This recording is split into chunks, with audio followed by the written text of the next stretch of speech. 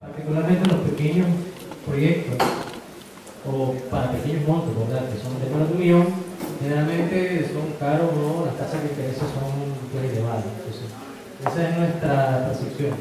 El acceso a financiamiento privado para pequeños proyectos es más factible. Si hay algo que pueden explicar. No. La segunda pregunta, ¿qué préstamos de bancos locales y qué otros productos financieros existen? Si funcionan bien o si no funcionan o falta. Lo que se habló, bueno, lo que no hay es falta de financiamiento o donaciones, pues, para estudios de factibilidad o para obtener datos base. Pequeños proyectos son los que más sufren. La tercera pregunta, ¿las políticas existentes generan confianza de los inversionistas? ¿Cómo pueden cambiar las políticas para incrementar la confianza del inversionista? Creo que esto fue bastante, bueno, con la exposición de Sean, que nos dio mucha inspiración para hablar de eso aquí, que no son las políticas en la situación actual lo que no genera confianza. Es cierto, ¿cómo está calculada? Bueno, solo un poco de la tarifa, que no hay como acceso público a la memoria de cálculo de cómo se calcula una tarifa. La tarifa debe ser manejada como instrumento de incentivo. La tarifa realmente detiene la inversión. Si no hay arreglo de acuerdo regional, los grandes desarrolladores dejarán de hacer proyectos. Bueno, relativo a lo que se habló el señor Pedro. La demanda de Nicaragua está saturada, el interés debe ser nacional por empujar a la región y el factor, creo que dice rico país sería el factor país. Bien. Habla de rico país. Mira, una observación. Sí. Yo entiendo que la parte de la tarifa, por ejemplo, sí que es incierto cómo se calcula la tarifa. Realmente la tarifa tiene una metodología y se calcula de acuerdo a una normativa que tenemos nosotros, la normativa tarifaria, y es transparente, está en todos los sitios del INE, y la normativa. Yo diría que tal vez no es tanto la metodología tarifaria, porque esa es la que hace. Lo que yo sí veo complicado es el tema de cómo se casan los desvíos tarifarios. El tema de que se define una tarifa y después para que el usuario no mire el cambio, obviamente se la congelan y la dejan así, pero mientras tanto durante cada mes se va haciendo una actualización por el cambio del precio del petróleo. Entonces, allá a los 6 meses, tengo entendido que lo que se hace entonces el ajuste para reconocer la distribuidora. Pero realmente no es tanto la metodología, sino estos aspectos que a veces complican y distorsionan el tema de la tarifa. O sea, por ejemplo, el subsidio. Entonces viene el gobierno y mete el subsidio, ya te ponen en la factura, por ejemplo, que hay una parte que es que lo aporta el gobierno. Entonces todo eso lo que hace que confunde. Incluso un analista externo al INE que quiere entender un poco más, o un consultor internacional, tiene que sentarse con el INE para poder ver cómo lo realiza. En otros países basta simplemente ver la metodología que está aprobada y regulada, y con ella te puedes hacer una modelación y hacer los cálculos. Pero el problema nuestro es ese, ¿no? Esos detalles que producto de lo que dice la primera línea, que es la situación actual, es la que impide a veces tener esa transparencia en la tarifa. Y el otro punto era que la tarifa realmente detiene la inversión. No sé a qué se referirán tal vez ahí, porque realmente una de las cosas que buscan los inversionistas para traer un proyecto a un país es ver primero la tarifa, cómo está el precio de la energía. Si el precio de la energía está bajo, mucha gente no llega a ese país. Si tú vas a Perú, por ejemplo, y dices, el precio del porte de la energía es $25 por megawatt hora, $30 megawatt hora. Entonces toda la estrategia de cualquier inversionista se replantea. Pero cuando yo vengo a Nicaragua, o cualquier país de Centroamérica, y miro una tarifa como la que está ahorita nuestra aprobada, que es de 200 o 160 y pico dólares por megawatt hora, es atractivo. El mercado es atractivo desde el punto de vista de precio. Sí, no, eso fue mal redactada. Sí, la idea era que la falta de un plan, no. El hecho que no hay un plan tarifario que se puede repensar detiene poder promover, por ejemplo, la generación distribuida. O sea, el tema es de poder redefinir un plan tarifario que permite tener generación distribuida y fomentar más inversión. Entonces, no es la tarifa que tiene la inversión, sino que hay que poder repensar un plan tarifario nacional que permite colocar un espacio para la generación distribuida y tener tarifas adaptadas a la compra y venta de energía. Entonces la frase está demasiado resumida, la idea era un poco más... entonces ahí serían las tarifas para la generación distribuida. Es poder jugar con la tarifa y poder jugar con el plan tarifario. Ah, ok. Ellos no pueden jugar con la tarifa, ellos la definen una vez. Sí, poder tener una flexibilidad en la tarifa y crear un plan tarifario nacional que deje un espacio libre para la generación distribuida. Es decir, que existen tarifas de compra y de venta de energía adaptadas a la situación y que los privados puedan revender su energía a la red nacional. Entonces tal vez sí para las notas, tal vez sí habría que ver qué se refiere a eso, ¿no? Que incluso lo que estaba diciendo Roddy de las estructuras tarifarias, sinceramente, o sea, están pensadas en el esquema tradicional de generación, transmisión, distribución, consumo, y nunca cuando se escribieron las leyes y se establecieron esos modelos de tarifa, no se tenía el esquema de generación distribuida. Entonces entiendo que es eso, la tarifa para ese tipo de generación. Es que cuando las tarifas, cuando habló Roy, creo que se refería a los consumidores finales, Sí, que son las sí. que están publicadas, pero no es ese el tema. Entonces eso es lo que habría que preguntarle al grupo. Yo creo que sí, que si el problema es el precio, no es la tarifa, sino el precio al que voy a vender yo como generador renovable. Y ese precio no está regulado. O sea, yo vengo y yo digo, para yo poder invertir en este proyecto, yo necesito que me pague 110, porque si la $1 el megavatio hora, porque yo ya hice mi flujo de caja y yo ya calculé mi rentabilidad y eso es lo que yo necesito. El problema no está ahí aquí si es para la generación distribuida. El problema está cuando yo voy a negociar ese precio con quien me va a comprar.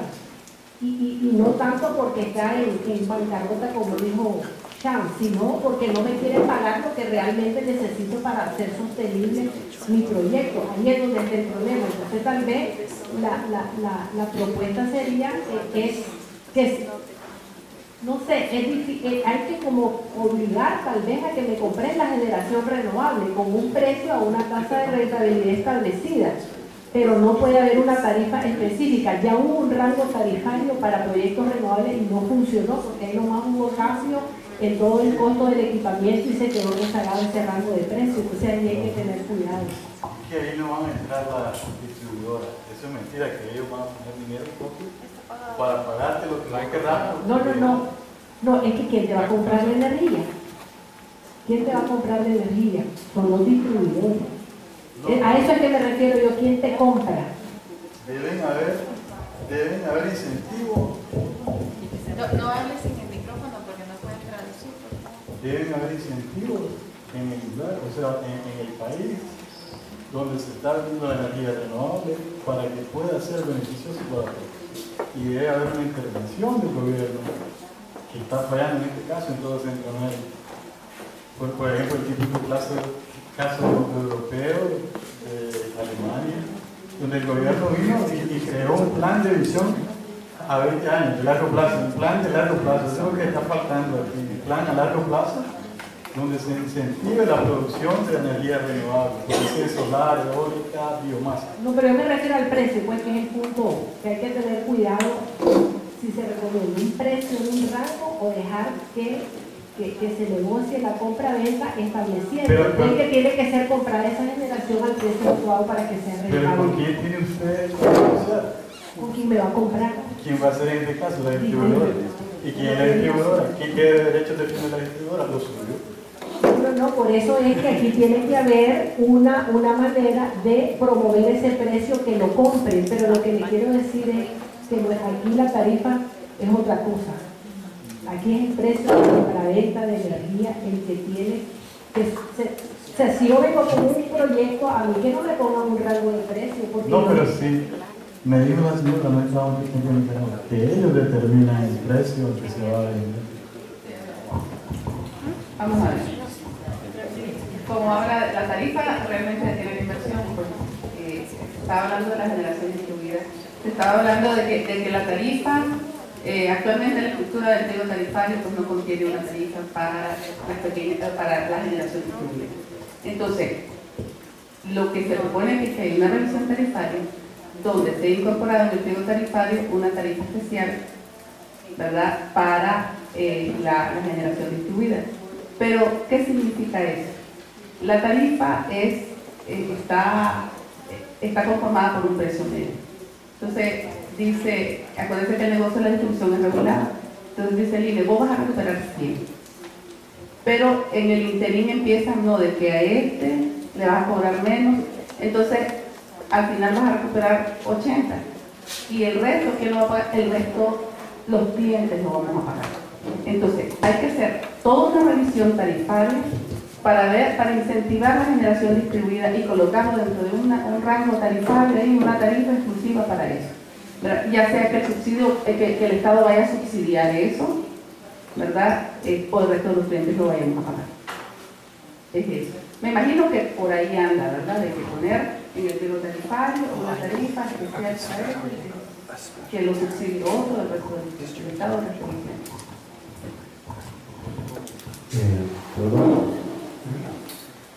Sí, como contribución a esta temática de los precios de compra con contratos de largo plazo para la energía renovable. Nosotros financiamos un estudio precisamente para definir esta temática a El Salvador, el marco regulatorio adecuado a las condiciones, porque hay unas posibilidades, por ejemplo, de cambiar la ley y establecer algún mecanismo por ley, pero allí existía la posibilidad, utilizando la regulación existente, solamente haciendo reformas a los reglamentos. Entonces, previo a definir el mecanismo a utilizar, se hicieron algunos análisis que son conocidos, o los mecanismos que son conocidos que se han aplicado a nivel mundial. Entonces, yo recomendaría que se tomen en cuenta esas experiencias para ver qué mecanismo le conviene al país y cómo aplicar ese tipo de mecanismo. Entonces, en ese estudio, por ejemplo, se describieron y se evaluaron los mecanismos que son conocidos a nivel mundial, que se han aplicado. Se han hablado algunos ahora, el feed-in tariff, por ejemplo. Conocemos la deficiencia y los efectos que ha tenido en los países, principalmente al consumidor. O sea, al final alguien lo termina pagando. Entonces, si se dan sobreprecios, hay utilidades grandes para el generador, pero lo termina pagando la población. Entonces, recuerden que aquí es un balance de lo que es regulación entre el beneficio del empresario y no cargar demasiado a los usuarios por medio de tarifas. Entonces, ese es un extremo. Fijar precios de tal forma de que sean rentables los proyectos de energía renovable. Ahora, es importante saber por qué se definió esa política. El feed-in tariff, por ejemplo. Yo les puedo decir con bastante autoridad, por ejemplo, el caso de Alemania, que fue uno de los primeros donde se aplicó, no era para promover las energías renovables, no era para contribuir al cambio climático, el medio ambiental. La política se definió para generar empleo. Entonces, ¿qué quiere decir? Que empresas productoras de tecnologías renovables se iban a desarrollar y se iban a generar empleo. Entonces, por lo tanto, los recursos que provienen del mercado, que son pagados a esta tecnología, se iban a dirigir hacia las empresas fabricantes y por lo tanto generaban empleo. Entonces, eso es importante. Nosotros acá no tenemos fabricación de tecnología, entonces no vamos a generar empleo. Vamos a comprar tecnología, vamos a generar empleo en otro país. Entonces, ese punto hay que discutirlo. Además, es conocido las fallas en España, principalmente los altos costos que ha tenido. Eso es un extremo. Análisis de lo que le va a costar su proyecto y de la utilidad que quiere obtener. Entonces, hay una subasta, se mencionó hoy por medio del señor Porter. En Guatemala se hizo una subasta de 800 megavatios. Un gran porcentaje tenía que ser energía renovable, llegó mucho más de eso. O sea que hay proyectos y hay propuestas. Tampoco no quiere decir que todos esos proyectos son reales, o sea, algunos todavía están en concepto, etcétera, pero hay mecanismos. Entonces, en El Salvador lo que se va a aplicar es el sistema de subasta, que ya está establecido para proyectos grandes y tecnologías en general, no necesariamente solamente renovables, sino de gas, de carbón, lo que sea.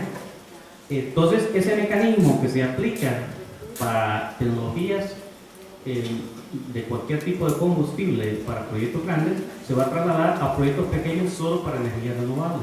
Y entonces los desarrolladores van a hacer su propuesta de qué precio desean. Y la competencia define el precio de mercado.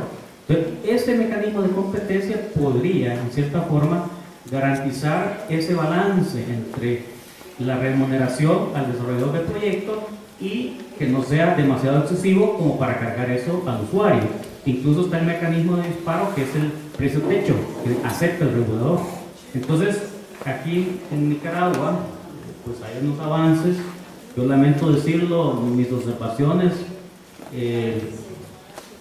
en cuanto a lo que es el fomento de los proyectos de energía renovable en el sector eléctrico, es que hay muchos aspectos positivos, pero el aspecto de precio, sí lamento decirlo, que me parece que se está cargando demasiado al usuario, porque se están imponiendo cosas en los contratos que son demasiado onerosos.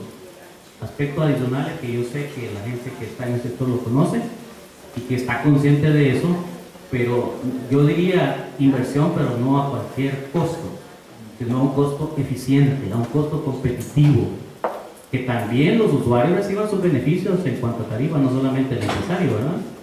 Entonces, ese balance es importante a través de un análisis sistemático de los instrumentos y de los impactos que va a producir en la tarifa y en la inversión. Vamos a pasar a la número 4. Hay que cambiar, entonces, en vez de tarifa tiene que ser precio. El precio. Porque eso fue lo que me causó a mí la confusión. Sí, el precio. Ahorita, cuando la tenga acá. Pero dio lugar a una discusión muy interesante que no se había entendido, que es muy importante. Pero como estamos con... Bueno, el número 4. Sí, pero sin olvidar que hay otro aspecto que todavía no se habló. Es cierto, el precio resuelve la discusión, pero la tarifa sigue siendo un criterio en este debate, porque actualmente hay el sistema de subsidio, ¿verdad? Que los consumidores que consumen más kilovatios hora subsidian a los que menos pagan, y entonces eso es un sistema que está funcionando. Y al introducir la generación distribuida, como todo el mundo lo sabe, va a quebrar ese equilibrio. Y hay que pensar ya desde hoy cómo van a ser los esquemas de repartición y de subsidio de la tarifa, ahí la tarifa. Por eso sigue siendo un criterio también importante en el debate, y en la planificación financiera y el plan tarifario se va a tener que incluir. Igualmente se tiene que tener una estrategia de precio con los mecanismos adaptados a cada país. Entiendo que no podemos caer en las trampas de España, pero sí hay casos exitosos. Y California está logrando un caso bastante exitoso ahorita. Y se podría negociar algo que donde todo el mundo gana, ¿no? Que no sea un subsidio demasiado grande, que lo que pueden pagar lo paguen sin subsidio, pero que el subsidio sí permite a proyectos privados de repente ser más rentables y recuperar su inversión en más tiempo que los 12 o 10 años que estamos hablando hoy, que no lo hace realmente efectivo. Entonces, tarifa, la frase ahí era demasiado resumida, pero las ideas que salieron del debate, ¿no? Tal vez ahí el grupo por favor,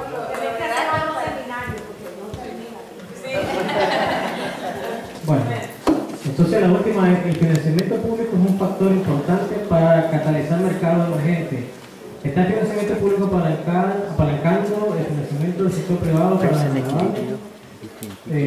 Bueno, lo que se respondió, en realidad no hay apalancamiento público-privado. No es más por lo que no se ha apalancado dinero público del Fondo Internacional de Desarrollo. Se mencionó el programa PESA porque había fondos, había una cantidad de fondos que el gobierno destinó para financiamiento, entonces ahí hay un ejemplo de eso. Y financiamiento público, Lo que el grupo mencionó era que hubo mucho por financiamiento público, mucho financiamiento internacional y mucha ayuda, cooperación, pero que definitivamente el público privado no. Entonces el énfasis de la conversación fue que era mucho público. We need to be good with the microphones, not just because otherwise I don't understand it, but also because we are recording this. So. Ahora ya no digo nada. El tema principal o la conversación del grupo fue que había mucho financiamiento público, muchas acciones del gobierno que generaban financiamiento internacional o externo, cooperación, etcétera, pero que definitivamente no pensaban que había ese apalancamiento necesario de privado por el público. Sigamos. Eso. Okay. Bueno, muchas gracias. Seguimos con la siguiente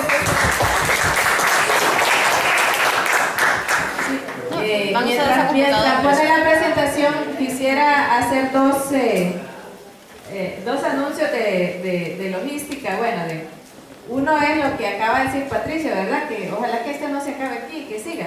Entonces, como ustedes ya, Alex mencionó, que hay una página web del proyecto en la web de World Watch Institute. Entonces, lo que vamos a hacer es que ahí se va a crear un espacio en el que se van a subir los materiales y también el resumen de las discusiones, ¿verdad? Y como ustedes saben, también hay un foro web. Entonces, en ese foro web, los que estamos aquí y tal vez con otras personas, podemos seguir discutiendo algunos de los temas. Y si bien la página está en inglés, el foro, las contribuciones al foro pueden ser en español y algunas de las discusiones también. Así que, y a esa página web le vamos a poner un link también desde la página del CLATS de CAE por si a algunos les sale más fácil entrar por ahí, ¿verdad? Entonces, vamos a seguir discutiendo. Y el otro punto es que después de aquí tenemos el cóctel.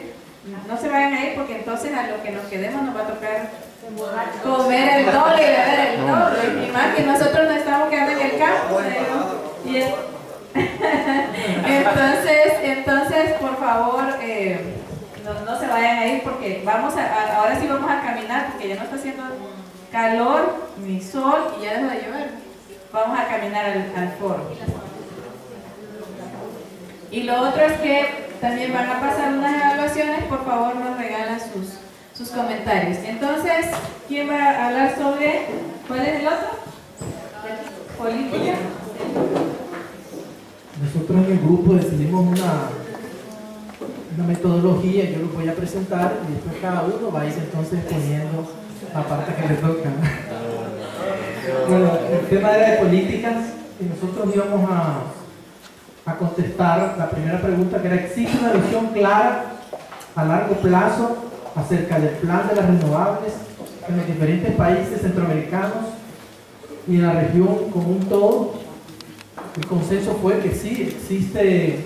En el caso de Nicaragua, sí existe una estrategia nacional de transformación y diversificación de la materia energética y una visión del actual gobierno y de todas las autoridades sobre cuál es la ruta a seguir. Hasta el 2017 se tiene prácticamente esa visión muy clara. Existen lo que se llaman los planes indicativos de expansión y en esos planes de expansión se han priorizado las energías renovables. Todas las tecnologías están priorizadas. Hay un grupo de proyectos fijos se refiere a que ya tienen estudios, están en construcción, tienen sus contratos, etc. Hasta el 2017. Nicaragua tiene para el 2017 aproximadamente unos 500 megavatios, incluyendo Tumaringo. Y ahí están los proyectos de San Jacinto, Consultor Fácil, 72 megavatios. Ahí tiene la Reinaga, un proyecto hidroeléctrico de 12 megavatios. Hay un proyecto Fantasma de 12 a 17. Hay el proyecto Tumarín. Hay un proyecto de ingenio que tiene que entrar, etc. Nuestra demanda está, como lo dijeron los colegas, 600 megavatios, 30 megavatios es la demanda por año que tiene Nicaragua. Entonces, evidentemente, la función de todos estos proyectos renovables tendrá que ser sustituir, ¿verdad? Esa participación térmica. ¿Cómo va a irse retirando los diferentes generadores térmicos? Eso obviamente es una situación que el gobierno va a tener que ver, y cómo va a ir todos estos contratos PPA que se tienen con térmicas, cómo se van a ir cerrando. Se cuenta con un marco regulatorio favorable, no es perfecto, tiene algunos vacíos que hay que mejorar. Es moderno, es cierto que es un marco regulatorio formulado aproximadamente en el año entre el 96 y 97, viene de Argentina, ese marco regulatorio que nosotros tenemos, el marco legal regulatorio, y se han hecho algunos ajustes en el desarrollo del tiempo, ¿verdad? Ha tenido algunas reformas la ley, aunque no ha sido lo que se debe de hacer, ¿verdad? Aquel tipo de reformas en la que se realiza una revisión de todo el marco y entonces se procede a darle solución a los problemas. Hemos caído un poco a veces en la rutina esta política de la coyuntura, de que se van poniendo parches y vamos dejando entonces muchas cosas por actualizar. Tanto que el marco legal nuestro tiene el problema que a veces se hizo recientemente un digesto jurídico de todas las leyes, pero después para abajo, reglamento, etcétera, no existe ese digesto. O sea, el digesto en el sentido de que se actualizaron, se incluyeron en un solo documento todas las reformas, y ahora yo puedo ver la ley, ¿verdad?, en un solo documento con todas sus reformas. Pero ya cuando usted va a los reglamentos o va a los decretos, etcétera, ya no existe eso. Ni la normativa, se encuentra una normativa que está igualita como se redactó en el año 2000, pero ya tiene cambios. Entonces usted tiene que ir a buscar esos cambios, ¿me entiende? Entonces es bien difícil para el inversionista que llega nuevo a enfrentarse con aquel marco jurídico que un año después que invirtió el proyecto, se construyó, descubre que el abogado no le dijo de que había una reformita ahí que incluía tal cosa. Cosas de ese tipo, es un riesgo bastante peligroso.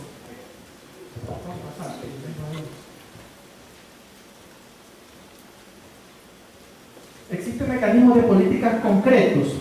¿Son suficientes? ¿Cuáles no están funcionando y cuáles faltan? Sí existen mecanismos de política.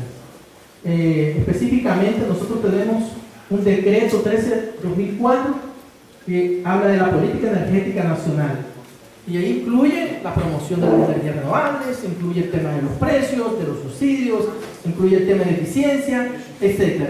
Un conjunto de lineamientos que el gobierno cualquier gobierno que lo siga tiene que, ¿verdad? Este decreto, el 6/2004, que es de políticas de precios y subsidios, este es un decreto de política de precios y subsidios formulado bajo un esquema de un Estado muy competitivo, ¿verdad?, muy liberal. Y obviamente eso fue formulado en 2004. Hoy nuestro Estado no es muy liberal, es nuestro Estado con otra óptica. Entonces hay que entrar a revisar un poco, ¿verdad?, este tema también. Desde el punto de vista de renovables, tenemos la ley 532, que es prácticamente el instrumento legal a través del cual se promueve la generación eléctrica con fuentes renovables. Todas las tecnologías están. Básicamente el instrumento incluye incentivos fiscales, ¿verdad?, exoneración de IVA, exoneración de impuestos arancelarios, los ingresos por crédito de carbono no pagan impuestos, hay algunas condiciones de mercado, o sea, desde el punto de vista comercial, en cuanto a cómo estas energías renovables van a vender, ¿verdad?, su energía.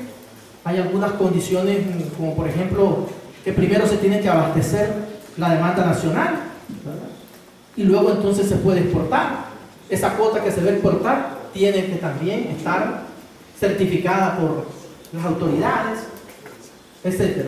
Quien se acoge al mecanismo de incentivos evidentemente tiene que entrar en estas reglas de juego. Para las hidroeléctricas se formuló una ley, la 467, y un reglamento de promoción a las hidroeléctricas específicas. En el caso de esta ley, establece que proyectos más allá de 30 megavatios hidroeléctricos con embalses grandes, hay un área que no recuerdo ahora cuánto es, y son 30 kilómetros cuadrados, ¿verdad? Entonces, esos proyectos pasan a una ley especial en el Parlamento, en la Asamblea Nacional. Entonces, Tumarí es un proyecto de 250, por lo tanto se formuló una ley especial para Tumarí. Y en esa ley se incluyen todas las obligaciones, ¿verdad?, que tiene que cumplir el desarrollador y el respaldo que le da el Estado, ¿verdad?, al desarrollador, así como todos los órganos operativos que rigen pues este proyecto. La ley 443, que es la ley de exploración y explotación geotérmica, tiene también un decreto, que define el reglamento de esa ley. En Nicaragua la tecnología geotérmica tiene un marco jurídico paralelo, ¿verdad?, al marco jurídico de la ley de la industria eléctrica, y los incentivos que tiene la ley 532, ¿verdad?, aplican para también los geotérmicos. Hay una estrategia nacional de leña y carbón que fue formulada recientemente.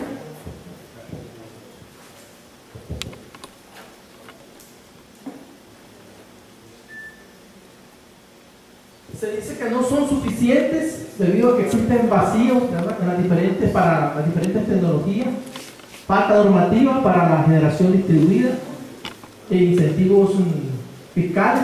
En el caso de la ley 532 solo incluye, para la solar, solo incluye la exoneración de los paneles y las baterías.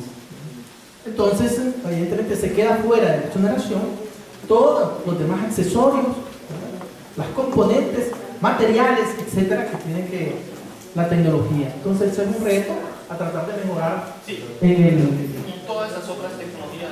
Y también las otras tecnologías también no gozan de esa exoneración, tanto las eólicas, biomasa, etcétera. Entonces, es un reto.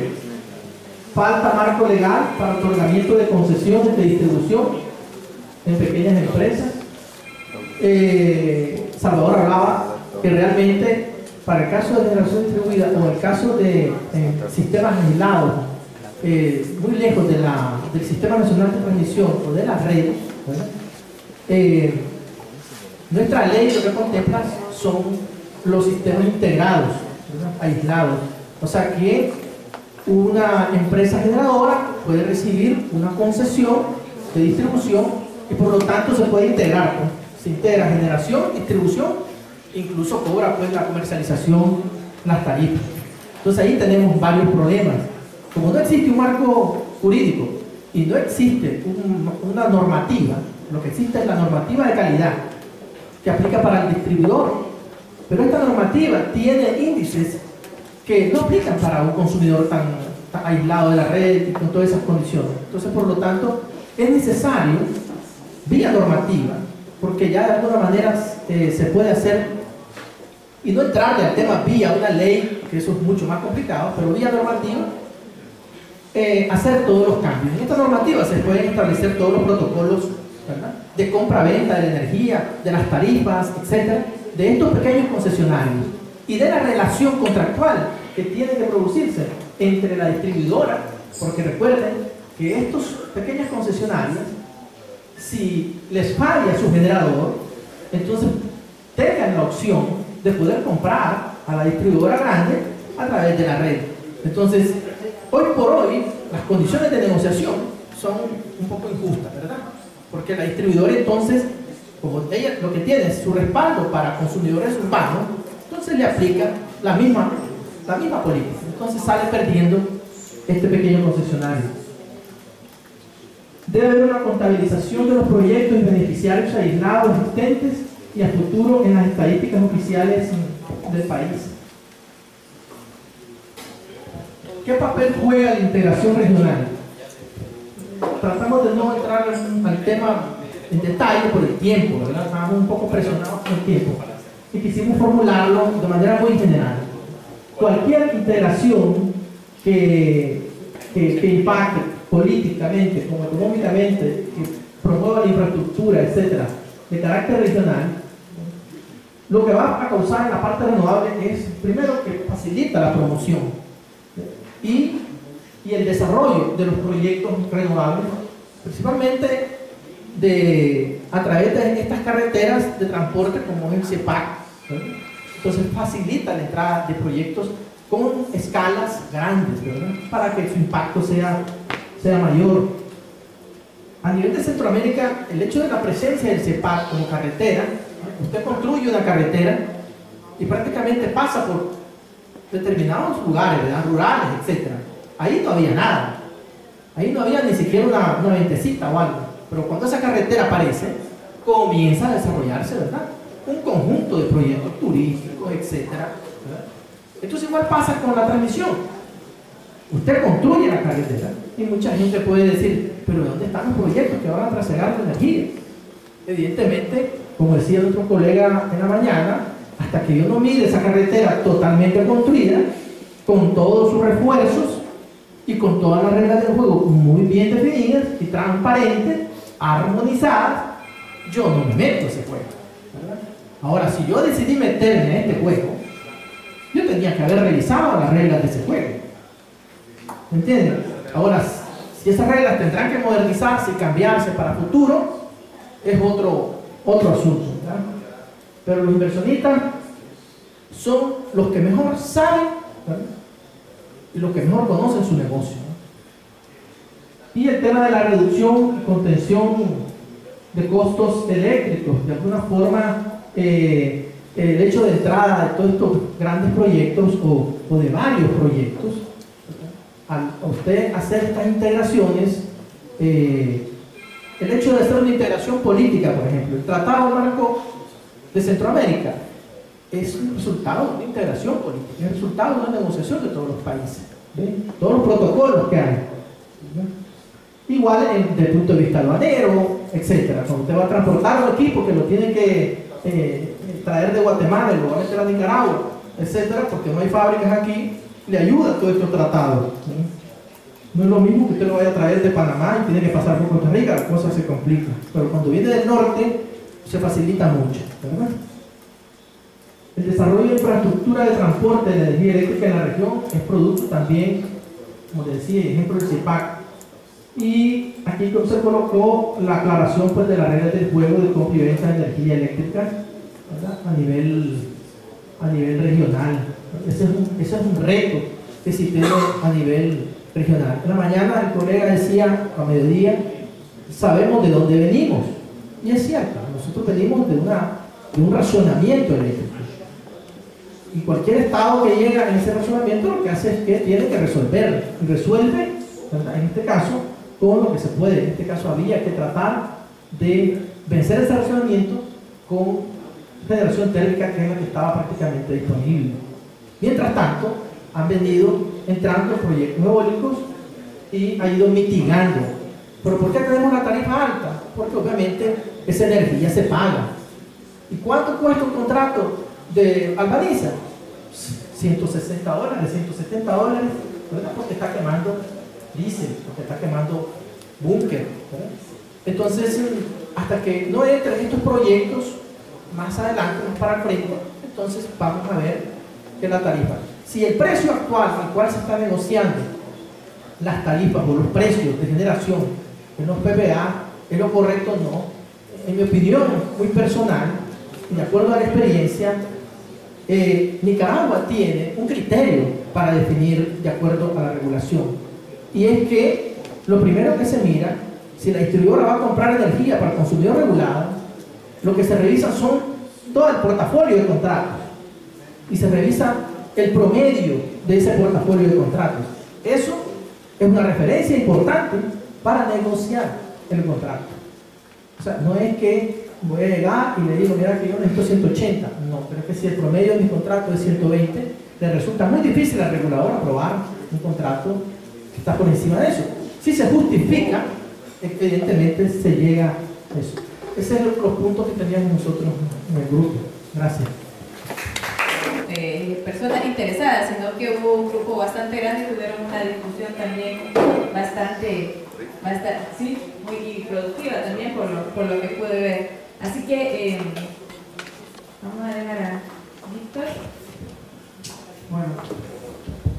Bueno, la primera pregunta, bueno, desde el inicio nadie quería hablar, o sea, nadie se quería meter al tema, pero bueno, ahí logramos discutir algunas cosas.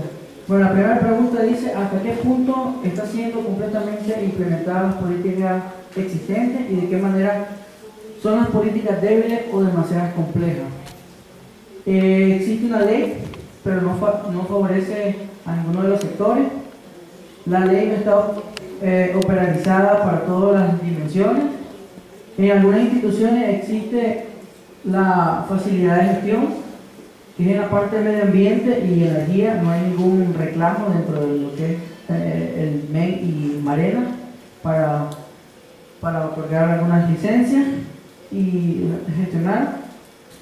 En la parte de exoneraciones fiscales sí existe una demora de la gestión, y otra parte de los puntos es la parte de los precios.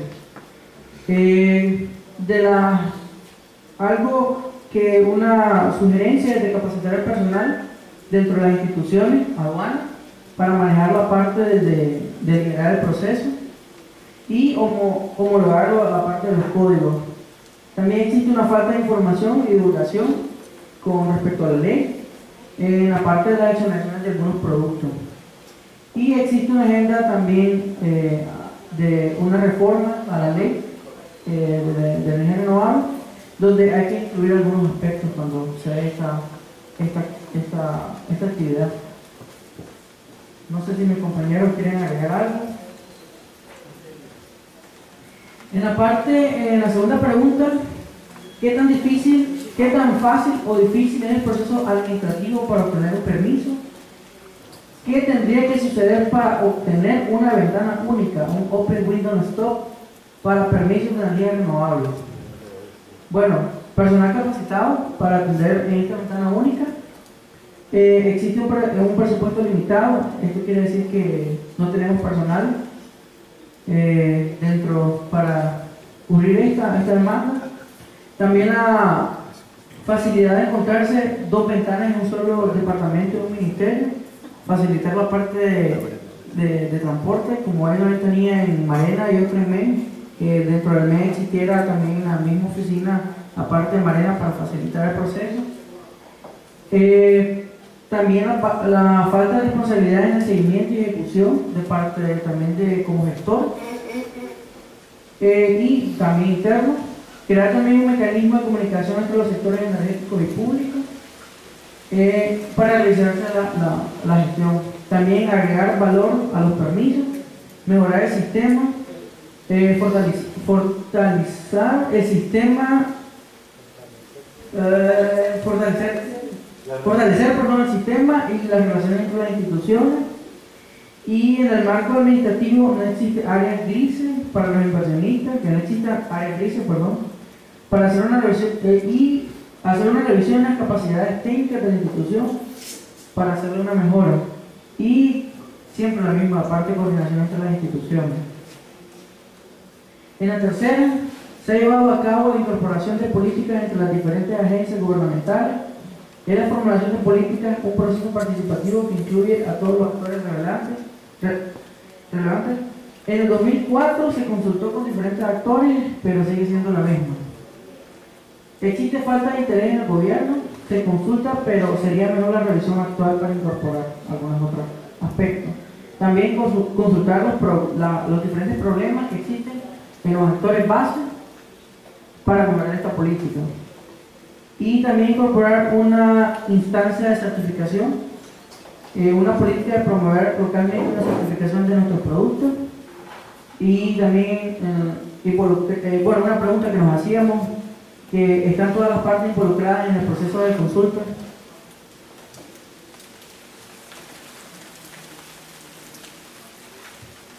Y en el número 4 dice que se le solicita a los gobiernos rendir cuenta por sus acciones o falta de acción en energía renovable. ¿Cómo puede ser esto cambiado?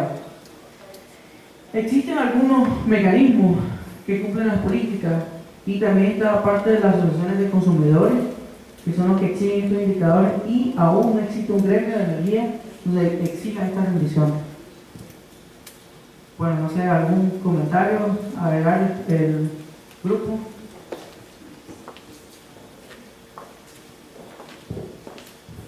¿Algún comentario? ¿Sí? La ley 532, a mi parecer, es muy general. No tiene mucha especificidad en relación a qué tipo de sistema se aplica. Más bien, se dice de fuentes renovables. Aquí en el inciso dice, en el caso de los proyectos denominados de sistema aislado con generación propia, esta exoneración cubre labores de construcción, las labores para generación con fuentes renovables y la reconstrucción de las líneas de subtransmisión y toda la inversión en distribución asociada al proyecto. Y por otra parte menciona al final, se exoneran la compra de paneles y baterías solares. Me parece que esto no lo escribió un ingeniero, una persona que sabía sobre cómo trabajan los sistemas solares, porque no menciona las otras partes que son esenciales a un sistema y no está muy claro para mí. O sea que debería haber cosas más específicas en la ley. Sí, efectivamente, lo que decía, como bien mencionaba Rodri, hay un esfuerzo, hay un marco regulatorio favorable, efectivamente, con muchas oportunidades de mejora. En este caso, a la Asociación Renovables hemos hecho un diálogo de 2010 donde estamos proponiendo esas precisamente oportunidades de mejora. Entonces, invitamos también a que nos acompañen en ese tipo de argumentos, porque efectivamente sí lo tenemos. Ya existe la... No le hagan así porque le duele los oídos. A ver. No, solo para decir que ya la Asociación de Renovables ya está promoviendo una reforma de ley que toma en cuenta esas debilidades y ya formuladas las mejoras. Es decir, nosotros ya proponemos cómo debería ser escrito la ley para que cumple con los requisitos técnicos de la industria.